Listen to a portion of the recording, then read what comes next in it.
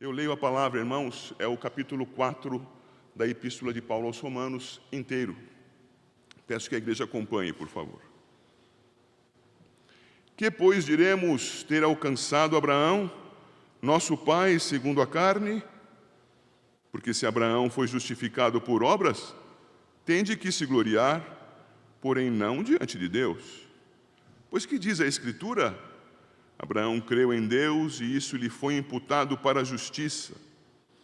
Ora, ao que trabalha, o salário não é considerado como favor, e sim como dívida. Mas ao que não trabalha, porém crê naquele que justifica o ímpio, a sua fé lhe é atribuída como justiça. E é assim também que Davi declara ser bem-aventurado o homem a quem Deus atribui justiça, independentemente de obras. Bem-aventurados aqueles cujas iniquidades são perdoadas e cujos pecados são cobertos. Bem-aventurado o homem a quem o Senhor jamais imputará pecado.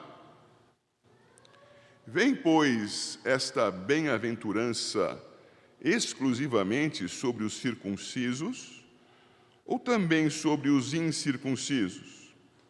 Visto que dizemos, a fé foi imputada a Abraão para a justiça. Como, pois, lhe foi atribuída? Estando ele já circuncidado ou ainda incircunciso? Não no regime da circuncisão, e sim quando incircunciso. E recebeu o sinal da circuncisão como selo da justiça da fé que teve quando ainda incircunciso, para vir a ser o pai de todos os que creem, embora não circuncidados, a fim de que lhes fosse imputada a justiça. E pai da circuncisão, isto é, daqueles que não são apenas circuncisos, mas também andam nas pisadas da fé que teve Abraão, nosso pai, antes de ser circuncidado. Não foi por intermédio da lei que a Abraão ou a sua descendência coube a promessa de ser herdeiro do mundo, e sim mediante a justiça da fé. Pois se os da lei é que são os herdeiros, anula-se a fé e cancela-se a promessa, porque a lei suscita a ira. Mas onde não há lei, também não há transgressão. Essa é a razão por que provém da fé, para que seja segundo a graça, a fim de que seja firme a promessa para toda a descendência, não somente ao que está no regime da lei, mas também ao que é da fé que teve Abraão, porque Abraão é pai de todos nós, como está escrito: por pai de muitas nações te constituí. Perante aquele no qual creu, o Deus que vivifica os mortos e chama à existência as coisas que não existem. Abraão, esperando contra a esperança, creu para vir a ser pai de muitas nações, segundo lhe fora dito, assim será a tua descendência.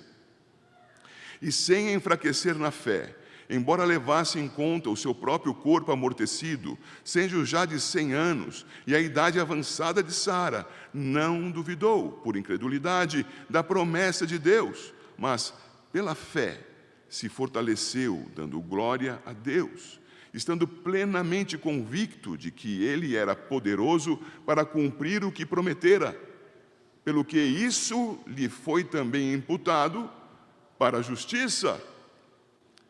E não somente por causa dele está escrito que lhe foi levado em conta, mas também por nossa causa, posto que a nós igualmente nos será imputado, a saber, a nós que cremos naquele que ressuscitou dentre os mortos, a Jesus nosso Senhor, o qual foi entregue por causa das nossas transgressões e ressuscitou por causa da nossa justificação. A leitura já basta. Louvado seja Deus pela palavra. Oremos ao Senhor. Ó Deus, em nome de Jesus, concede-nos graça, mais graça, Senhor, para que ao lermos a Tua palavra e estudarmos, sejamos por Ti mesmo instruídos e aprendendo da Tua palavra, Senhor Deus, sejamos outros, transformados pelo Teu poder, ó Deus, poder Teu manifesto em nós pela pessoa do Espírito Santo. Abençoa-me como pregador, abençoa a igreja como ouvinte, abençoa-nos como igreja, para que todos nós aprendamos de Ti. Em nome de Cristo é que nós oramos, nosso Deus. Amém. Queridos, todos aqui devem ter noção a respeito, mas é sempre conveniente lembrar por conta de termos visitantes. Este ano nós estamos passando os olhos em alguns textos das epístolas paulinas.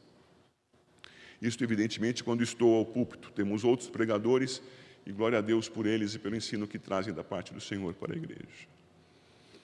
Mas eu tenho passado pelas epístolas e estudado alguns dos seus textos, seguindo a ordem cronológica destes documentos que o Senhor separou por tê-los inspirado para que compusessem o cânon das Escrituras, a palavra inerrante do nosso Deus.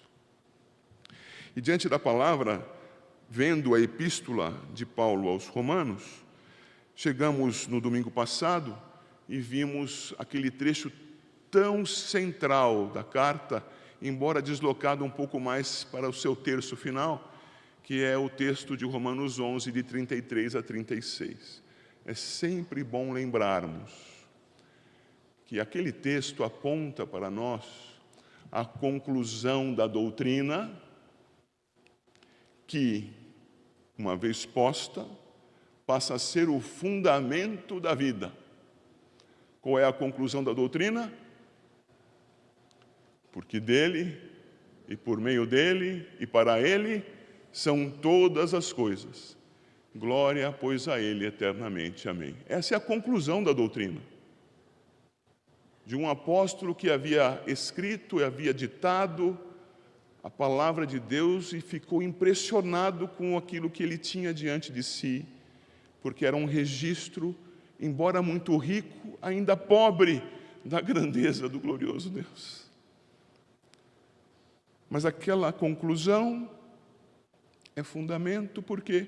Porque o texto prossegue e, fundado na doutrina, fundado na glória de Deus, ele diz: rogo-vos, pois, irmãos, que vos apresenteis os vossos corpos como sacrifício vivo diante de Deus, um culto racional.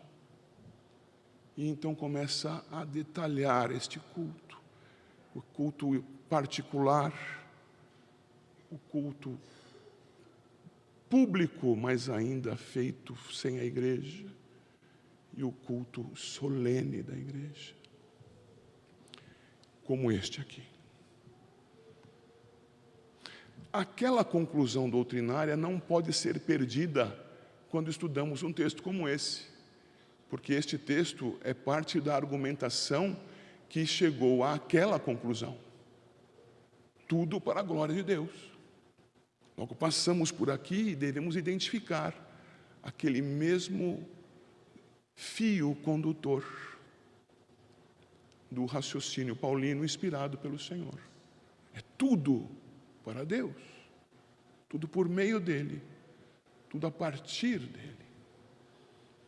Ao olharmos então aqui para a Epístola aos Romanos e já começarmos a estudar o capítulo 4, é preciso que nós, pelo menos, tenhamos uma noção do que acontece antes do capítulo 4. Lembrando disso que já foi rememorado por nós aqui, nesses minutos que passaram. O que traz o texto de 1 a 3? Hoje de manhã, com os catecúmenos, nos debruçamos no capítulo 3. Glória a Deus por sua palavra. No capítulo 1, o apóstolo Paulo introduz a carta, apresenta-se e fala do nosso Senhor Jesus. Logo nos primeiros versos, o Senhor Jesus, que é aquele que é afirmado pelo próprio Deus como sendo o Filho de Deus, e é demonstrado como o cumprimento da profecia por ser filho de Davi. Paulo fala a respeito do Senhor Jesus e a partir disso diz do seu interesse de ir a Roma, de compartilhar a palavra com os romanos, e conclui naqueles versos tão preciosos, 16 e 17, falando sobre aquilo que faz o justo viver. O justo viverá pela fé, citando o profeta. Isto feito, ele ainda no capítulo 1, irmãos, vai falar da perdição de todos aqueles que andam conforme os seus próprios conceitos religiosos. Isso inclui desde o ateu até o mais profundo católico diabólico romano. Qualquer deles. Religioso, prático ou não, todos que vivem conforme os seus próprios conceitos estão incluídos no capítulo 1 de Romanos, verso 18 até o final do capítulo.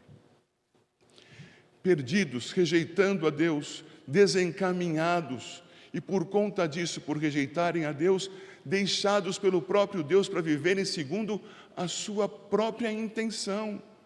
Querem o pecado? Vão ao pecado. Querem a morte?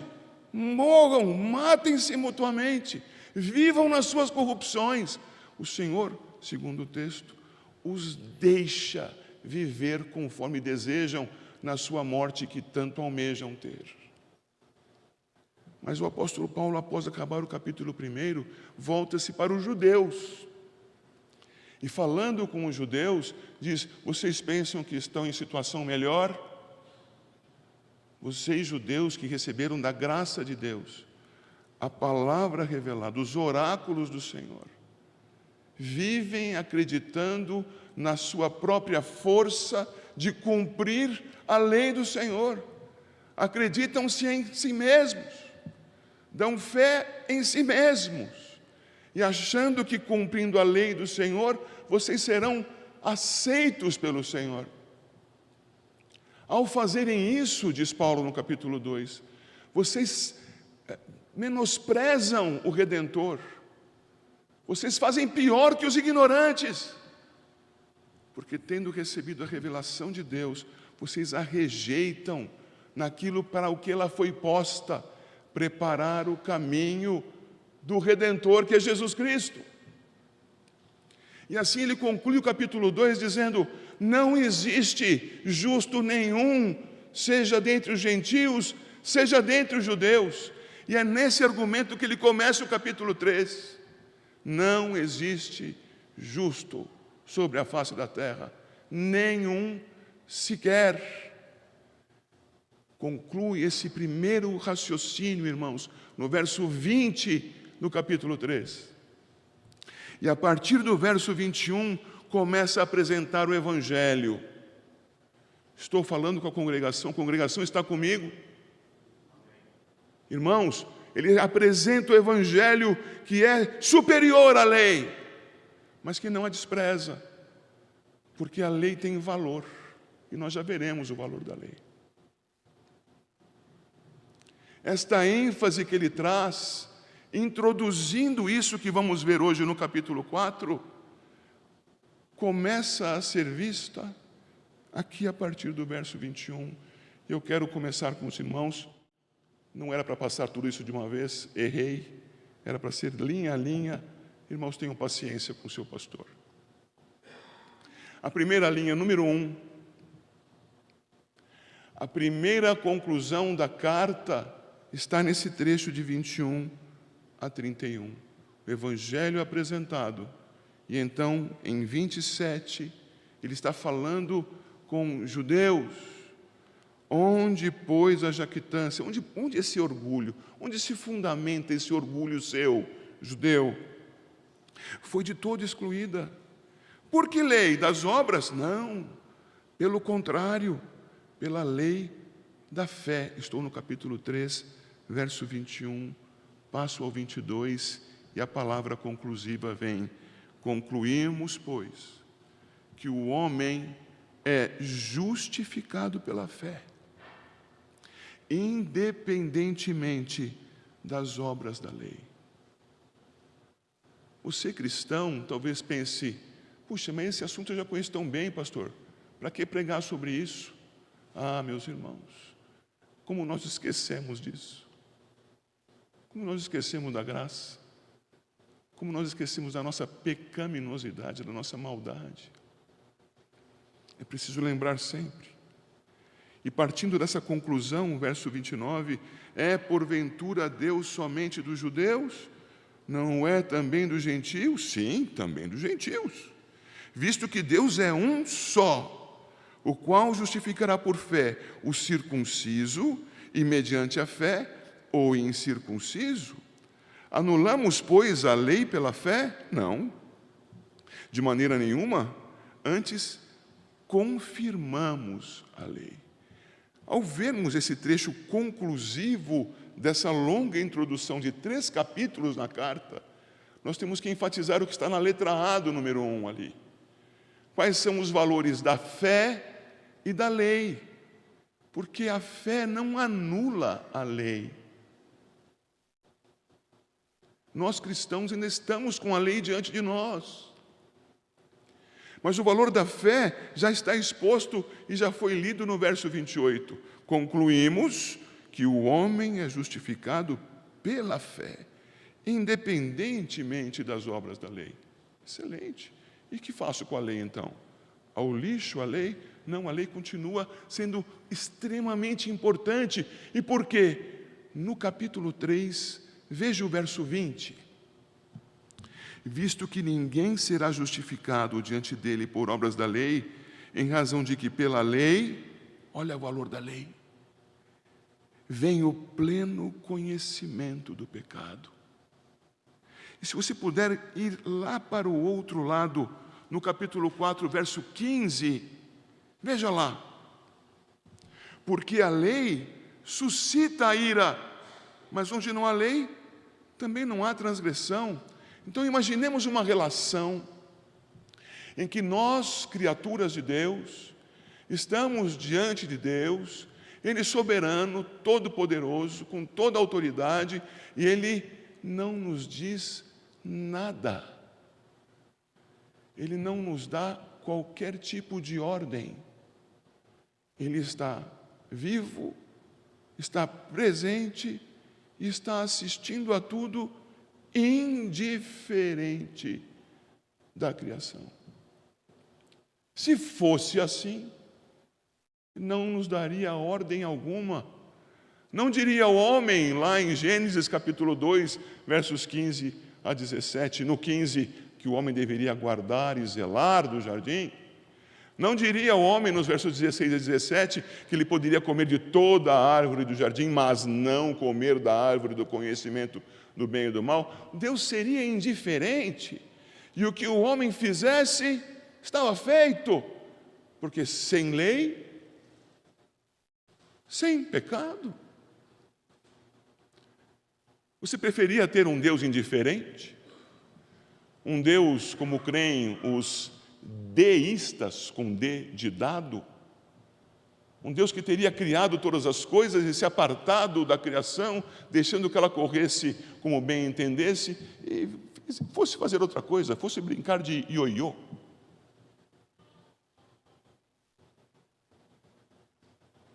Bom, ainda que você quisesse ter um Deus assim, esse não é o Deus verdadeiro. O Deus verdadeiro se relaciona com a sua criação. O Deus verdadeiro fez a criação para si, para a sua glória. Qual é a mesma conclusão doutrinária? Porque dele, e por ele, e para ele, são todas as coisas. Glória, pois, a ele eternamente. E Deus, tendo feito tudo para a sua glória, fez a lei. A lei que coloca a normatividade moral para nós, civil, religiosa. A lei que foi totalmente cumprida por Cristo e por muitos aqui amplamente cumprida, mas tendo faltado o cumprimento de um i ou de um tio, como o Senhor fala no Sermão do Monte, já é digno de ser perdido. Nós, ainda que batamos no nosso peito e nos comportemos como judeus, dizendo a lei foi por mim cumprida, se o fizermos, estaremos dizendo: Cristo é desnecessário. E esta não é a razão de ser da lei. Deus nos concedeu a lei a fim de que nós, olhando para ela, vejamos que ela é boa, ela é rica, ela é santa, e ela expõe o meu pecado. A lei expõe o nosso pecado. Logo temos a fé valorizada na conclusão da primeira parte da carta. E a lei valorizada, a fé, cujo valor é, uma vez aplicada em Cristo, concede que Deus nos justifique por meio da justiça de Cristo. E a lei nos dá consciência e faz isso antes, durante e depois de conhecermos a Cristo. Consciência de que somos pecadores e carentes do Redentor. É assim que nós vemos também, então, a conclusão final, com o verso 31 do capítulo 3. Anulamos, pois, a lei pela fé? Não, de maneira nenhuma. Antes, confirmamos a lei. Queridos, esta longa introdução é necessária para que você saiba do que trata a carta. Para que você possa chegar ao capítulo 4 pisando com segurança o caminho que o autor nos traz, inspirado por Deus. E é assim que nós progredimos agora para o item 2 da sua tela. E nesse item 2 nós vemos que o Senhor determinou que aqueles sobre os quais Ele não imputasse pecados, guarde bem isso, aqueles sobre os quais Ele não imputasse pecados, e Ele só não imputa pecados por causa de Cristo, recorda? Seriam os bem-aventurados, que é o título desta pregação. Os bem-aventurados. Ele o faz, atentem aí, pais, a segunda página no boletim dos seus filhos, citando Davi. Versos 6 a 8 do capítulo 4. É assim também que Davi declara ser bem-aventurado o homem a quem Deus atribui justiça, independentemente das obras. E então vem a citação direta do Salmo 32.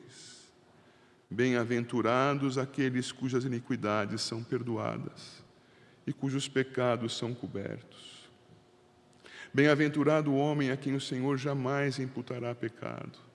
Observem, queridos irmãos, que Ele está dizendo que essas pessoas são pecadoras.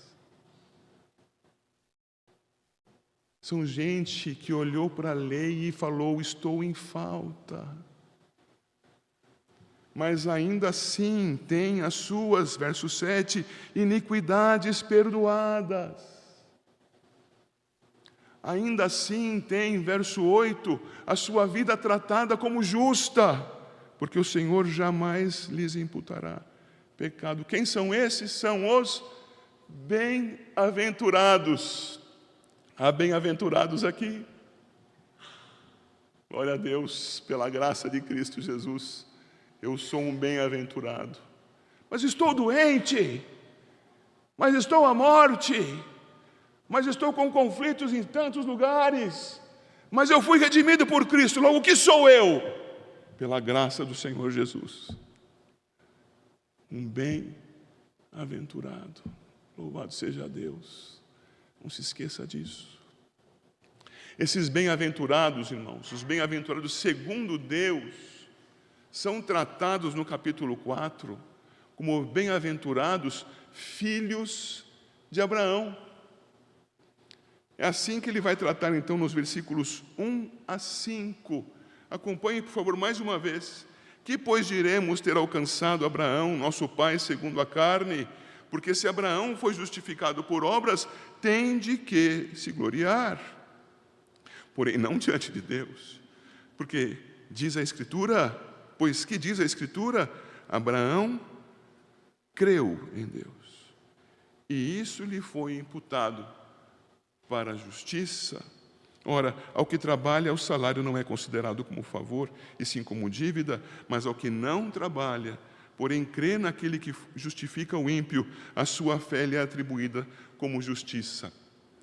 Pastor Altamiro, eu recebi notícias da sua aula dessa manhã. Fazer o quê, pastor? Vou ter que comentar alguma coisa aqui. Ei, dureza, viu? Aí alguém falou para mim que o senhor disse de uma prova no seminário. Foi isso mesmo, pastor? E que o professor falou para os alunos seminaristas receberam a prova e colocaram a prova voltada para baixo sobre a mesa. E os deixou lá alguns minutos esperando, angustiados, ansiosos. Estou exagerando, pastor? Pelo que haveria na prova. E então o professor volta para a sala e diz: podem virar a sua folha de prova. Eles viram e o professor disse: estão todos aprovados. Não era um comunista, não era um freiriano. O que ele estava fazendo é ensinar. Graça. Vocês não fizeram nada para serem aprovados, mas vocês estão sendo agraciados. É isso que ele quer dizer aqui. Tá certo, pastor? Foi mais ou menos fiel? Telefone sem fio. Porque se fosse de acordo com o trabalho, verso 4, o salário não seria favor, mas dívida. Mas ao que não trabalha, porém crê naquele que justifica o ímpio, a sua fé lhe é atribuída como justiça. A justiça de Deus por meio da fé em Cristo Jesus. Abraão tinha fé na promessa, aguardava pelo que viria. Ele não conhecia Cristo, mas confiava no Deus que fez a promessa. E é nessa confiança que ele é justificado. Logo temos no texto o bem-aventurado Abraão. Os versos 13 e depois do 18 ao 22 vão apresentar mais dessa história. Eu não vou me ater a estes versos agora. Falamos do bem-aventurado Abraão. Agora veja a letrinha A do número 3. Abraão, incircunciso, justificado. Por que ele está falando sobre isso? Porque ele acabou de falar nos capítulos 1 a 3 sobre gentios incircuncisos e sobre judeus circuncidados. Ele então está apresentando Abraão agora e vai demonstrar que incircuncisos ou circuncidados, por meio da fé, sabemos, em Cristo Jesus, são justificados. Eis o argumento que ele apresenta. Abraão, incircunciso, justificado. Veja comigo os versos 9 e 10. Vem, pois, esta bem-aventurança. Que bem-aventurança?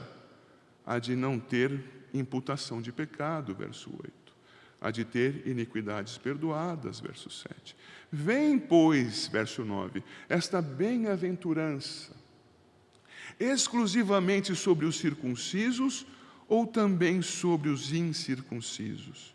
Visto que dizemos, a fé foi imputada a Abraão para a justiça. Atentem então ao 10. Como, pois, lhe foi atribuída, estando ele já circuncidado ou ainda incircunciso? Não no regime da circuncisão, e sim quando incircunciso. O que ele está dizendo? Está dizendo que Abraão foi justificado na sua incircuncisão. Para tratarmos isto no contexto da pregação de Paulo, foi justificado como gentio. Foi justificado à semelhança de outros incircuncisos. Este é o ponto. Abraão, incircunciso, justificado. Como ele foi justificado? O texto nos diz no verso 3, Abraão creu em Deus, e isso lhe foi imputado para a justiça. Por meio da fé. Agora percebam que ele vai falar ainda, e vejam a letrinha B na sua projeção, que Abraão, justificado, foi circuncidado. É intencional o trocadilho. Incircunciso, justificado, justificado, circunciso. Porque uma vez justificado, recebeu o sinal da aliança. Me permitam aqui digredir um pouco mais? Não é isto que fazemos quando batizamos? A circuncisão no Antigo Testamento não era o que o batismo é hoje? Uma criança de 8 dias, do sexo masculino, era circuncidada. Com que fé? Com que conhecimento? Com que esperança? Nenhuma! Ela não tinha nenhum entendimento, mas era circuncidada. Como são batizadas as nossas crianças? Assim, sem nenhum entendimento do que está acontecendo. A circuncisão trouxe salvação? Não. O batismo traz salvação? Não. É um sinal da aliança. Mas e aquele que é adulto, crendo em Deus como Abraão fez? Abraão creu em Deus e isso lhe foi imputado para a justiça. Aquele que é adulto crê em Deus e anuncia isso aos 4 ventos. Eu creio em Deus, da mediação do Senhor Jesus Cristo. Eu tenho esperança do perdão dos meus pecados, da vida eterna, por causa de Cristo. Como Abraão fez ao seu modo lá atrás, em Gênesis, no capítulo 15. Quando ele creu e foi justificado, depois, irmãos, no 17, é que ele recebe a circuncisão. Quando nós temos entre nós pessoas que creem em Cristo, elas anunciam que creem em Cristo, e o que vem depois de anunciar a sua fé, se você pensou o batismo, pensou errado, o batismo vem ainda depois. O que vem depois dele crer é a justificação dos seus pecados, antes do batismo. Se ele não tiver oportunidade de ser batizado, não perderá a sua redenção, porque a redenção de Cristo vem por meio da fé em Cristo Jesus, e ele redime, independente da água. Mas havendo oportunidade, há um mandamento de ser batizado. Então, sacramentalmente, batizamos os que creem. É isto que ele fala aqui. Abraão creu, foi justificado, incircunciso. E uma vez justificado, recebeu o selo, o sinal externo, aquilo que dá visão ao mundo da sua justificação. No caso dele, circuncisão. No nosso, o batismo. Veja, por favor, o verso 11, na sua primeira metade. E recebeu o sinal da circuncisão como selo da justiça da fé, que teve quando ainda incircunciso. A palavra é perfeita. Glória a Deus por sua palavra. Logo, Abraão, incircunciso, justificado. Abraão, justificado, circunciso. Você, não batizado, porque creu em Cristo, justificado. Você que creu em Jesus Cristo está justificado. Tem oportunidade? Se não tem, crie uma. E seja batizado. Cumpra com a determinação do Senhor. Não seja circuncidado, isso é outro tempo. O sinal com água, justificado, circunciso. Então vem a parte B do versículo 11, que eu vou seguir com o verso 12 e saltar para o 16. Parte B do verso 11.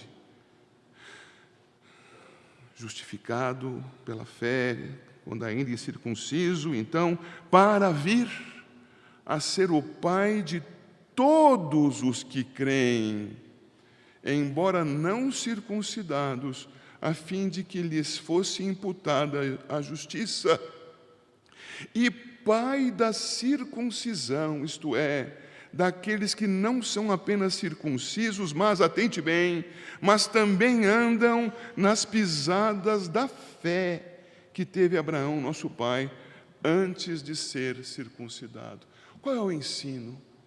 Ele está trabalhando com aqueles que, sendo judeus, têm o sinal da aliança, mas não creem. O que acontece com esses que, sendo judeus, tendo o sinal da aliança e não sendo crentes? O que acontece com eles? Desculpem, estão perdidos. Há entre os cristãos uma mania de dizer: vive Israel, somos a favor de Israel, o Israel daqui, o Israel dali. Irmãos, eu não tenho a nenhum aspecto político agora, por favor. Creio que o Hamas é um grupo terrorista. Mas não creio que Israel foi atacado por ser o povo de Deus. Porque o povo de Deus é o povo que crê no Senhor Jesus, irmãos. Não existe povo de Deus sem Cristo. O circunciso sem fé em Cristo está perdido. Então eu leio de novo aqui o verso 12. E pai da circuncisão, isto é, daqueles que não são apenas circuncisos, porque a circuncisão não traria para eles salvação, mas também andam nas pisadas da fé que teve Abraão, nosso pai, antes de ser circuncidado. Tenhamos isso claro em nós, irmãos. Não nos dividamos, nos unamos. Não consideremos a incircuncisão de uns e a circuncisão de outros. Consideremos a fé que cada um apresenta em Cristo, porque se em Cristo é um filho de Abraão.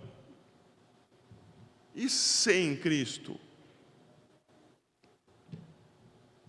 Em João 8, o Senhor Jesus disse que os fariseus eram filhos do diabo. Veja, não fui eu que disse, hein? Foi o Senhor Jesus. Filhos do diabo. Não nos enganemos, então. Nosso Senhor Jesus é o mediador da salvação de circuncisos e incircuncisos. E temos, por meio de Abraão, porque creu, a paternidade. Isso no sentido histórico, no sentido de termos nele o primeiro exemplo de ter agido assim.